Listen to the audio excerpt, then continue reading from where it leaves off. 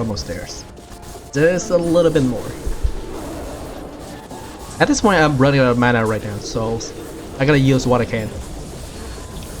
0.35%. And I should run out of mana. I should have bought more pot. Should I try just to kill my character here, or and then try to revive to get more mana? No, I should be fine. I should be fine. It has a lot of crystal on the ground. Okay, we should be good right here. 0.3, 0.2, 0.1. Okay, let's see if we can get any rankings. Hey, we got it, boys. Rank 5 solo. Oh, this is so good. Oh my gosh, I didn't even think that was possible. Wow.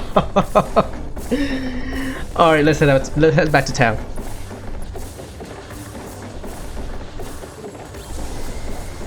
Man. You know what? Rank 5, I'll take it. This is better than nothings. Just solo straight up. This is better than nothings. Woo! Let's see what we got from the cubes. Ah, another healer cloud. Okay, that's fine. That's fine. Let's go ahead and go back to town real quick. All right, we're waiting for the goddess coins right now. I should have plenty of silvers. Oh my goodness, 3 art stones. I'm gonna test my luck right now. I think I should try 2 million. There you go. So I have a 3 million silver in my store inventory. Let's see what we got here. Less shards, box. More boxes. Oh my. Gotta get something good. Box. More coupons. Mixes thumb paste. Oh, I'll take that. Bless shard. Bless shards. Bless shard is in a really good place right now since they removed the mercenary badges for the blessed goddess blessed gems for the more shops. I guess I'm not getting anything. Okay, that's sad. Hey. This is still good enough. This is still good enough. I still have my rank 5. Let's see how much silver I get from this run. Hopefully I could get more than from the original number that I should be getting. This is solo, so usually the silver will be split between the amount of players in your parties, but with a single person's, I'll be pretty much gonna get every single silver. So this is my gear at the moment. Right now, I'm using the Varna weapons, which is really nice, by the way. I personally focusing on using the Cool Shade of Vivoras. I'm also using the stand-up PvB builds, random inkers, which is really nice. I also have the extra 3 movement speeds on my weapons, and then for the trinkets, I using the intelligent and critical rays as well as the Marine Pony trinkets, which increase my magic circle damage skills by 10%, which is really good with the Kushida builds. Next, for the armor, I'm using the Endcon's SBR crit race random sided inker for all 4 pieces. I'm also using the Skiaclipse top, bottoms, glove. And for the boots, I believe it was a Ignis. Yes, for the boot is the Ignis critical magic attack. So this one's really good wherever I land a critical attack, which increase my magic checks to the highest number as possible.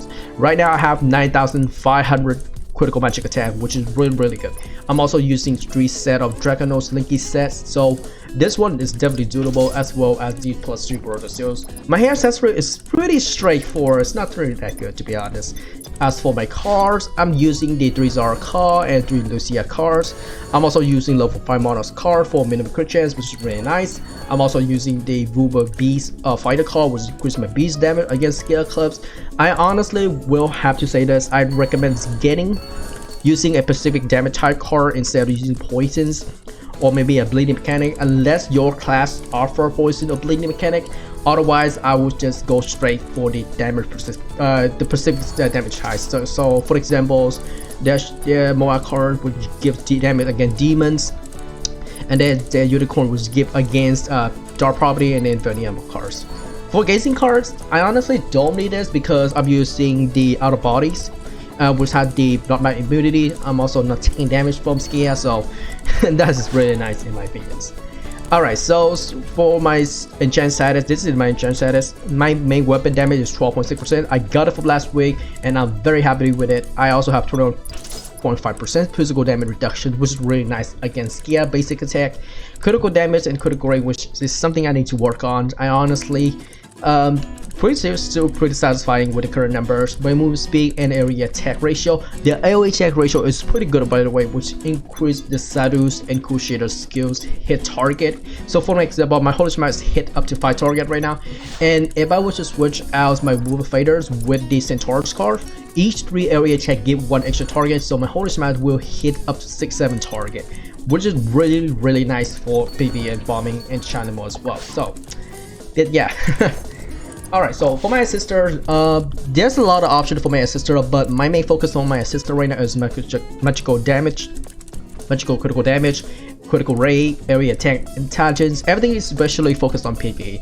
I don't have another legend card that kind of combo with the Morning Ponia, so I can get extra damage against legend monster if you want, etc. But there's also another card you can combo with the Solcom, and that is the Prod Horse, which give a critical rate as well. If you don't have this card, you can go full with any combination, but this combination right now is worth for me much better. Area attack, crit race, magic critical damage, which is really nice. I'm looking forward to get at least level 3 Morning Ponia so I can get a 1500 magic critical damage, so looking forward to that one too. Alright, so for next one is the skill builds. I'm using 3 circle classes, Sadus, Exorcist, and Crusaders. For my curse circles, I'm maxing out heals, Guardian Saints, and 4.2 curse as well as 1.2 fate. Personally, I would recommend putting it into heals, Guardian Saint, and fakes, but having curse is really nice to remove debuff. I maxed out Rubic skill for Exorcist, Kadikazors, and then 1.2 entity and Angry Tia. Now you don't need to put any Konois, the buff damage party skills. I don't know what's the called anymore. But for Aqua and Kadikazors, these two combination is really good. If you have the Exorcist Viroy, you can make a ton of damage with it. Now the reason why I'm putting Aqua at level 13 because I can do the same damage as Rubic wherever I cast the skill over Aqua. So if you need something, I personally would just max out Kadikazor and Rubic first. For the Crusaders, I'm maxing out Chance, Sacres, and Condemns, as well as protections, Holy Smash, and 3-point and retaliations. Now, between level 445 to 450, auto streaks extra skill points should be invested into retaliation for extra damage. For the Sadus, I'm maxing out extra explosions, Vashitas, Pranas, and 1 point into the Prakites and then 1 protections, and the rest going to other bodies. Now, extra explosion damage is really good with a head damage art, and it can hit up to 20,000 as skill scaling. So you can just basically use this instead of using the other bodies twice, along with the possession to reset skills. So for players who more prefer in PvE sections, you don't have to max out possession because possession is more focused on single target, which is bossing. Vashita is really good, and then Prana is probably one of the best buffs skill I ever get. This one give me extra critical damage as well as magic damage. Critical damage is essential for late game DPS. If you already noticed that I was hitting max cap damage with the attack set effects because I was hitting so much damage. So critical damage, in my opinion, critical damage can really bump your damage as the highest level if you're playing as clerics, magic cleric builds, of course. Yep, that's pretty much it. So 3 art stones. I'm thinking, oh wow, Cinematics got the art stone. Man, it's grass, dude. But yeah, so what I'm saying is the 3 art stone, that's really good. What I'm doing right now is waiting for the servers to come in. I'm expecting at least 40 to 50 million servers. If it's less than that, I'm still okay with it. It's definitely worth the time to do the solos. So right now in my parties, I'm only by myself, as you can see here.